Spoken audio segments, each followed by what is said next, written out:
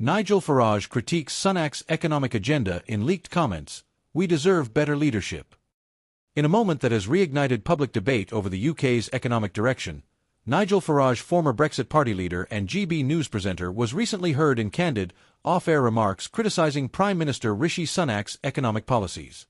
Though the comments were not part of an official interview or broadcast, they surfaced through a leaked clip shared on social media, quickly making headlines and sparking national discussion.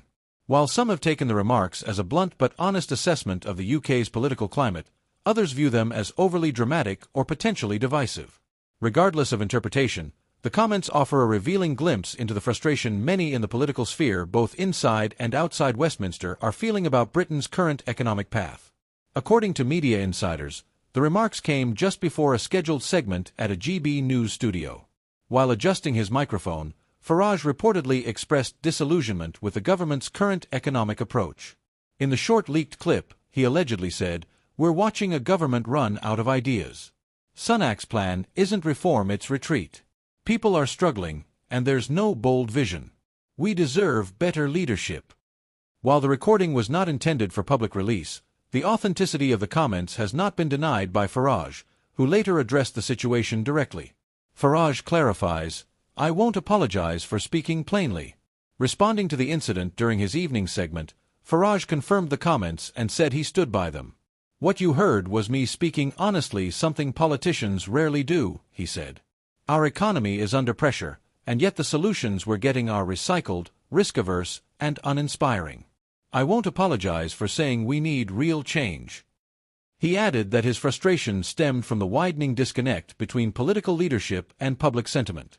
People are feeling squeezed by inflation, rising taxes, and stagnant growth.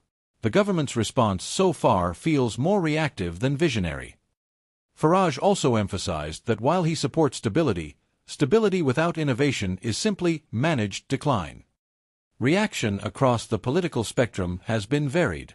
Supporters of Farage praised his willingness to speak candidly and echoed his concerns about economic stagnation. Some conservative backbenchers, however, dismissed the comments as attention-seeking noise and argued that the Prime Minister's policies are designed to ensure long-term fiscal responsibility. A spokesperson from 10 Downing Street responded indirectly, saying, "The Prime Minister remains focused on guiding the UK through a complex global economic environment. Our priorities continue to be lowering inflation, encouraging investment, and supporting working families." Labour and Liberal Democrat figures, meanwhile, seized on the opportunity to amplify their own critiques of the government's economic record, but stopped short of endorsing Farage's rhetoric. Farage's remarks have once again placed a spotlight on the economic policies of Rishi Sunak's government. Among the key issues at stake are inflation and cost of living. While inflation has gradually declined from its post-pandemic highs, many households continue to feel the pinch of rising prices, especially in energy and food. Tax policy. Critics argue that Sunak's strategy leans too heavily on tax increases, particularly affecting small businesses and middle-income earners. Public services.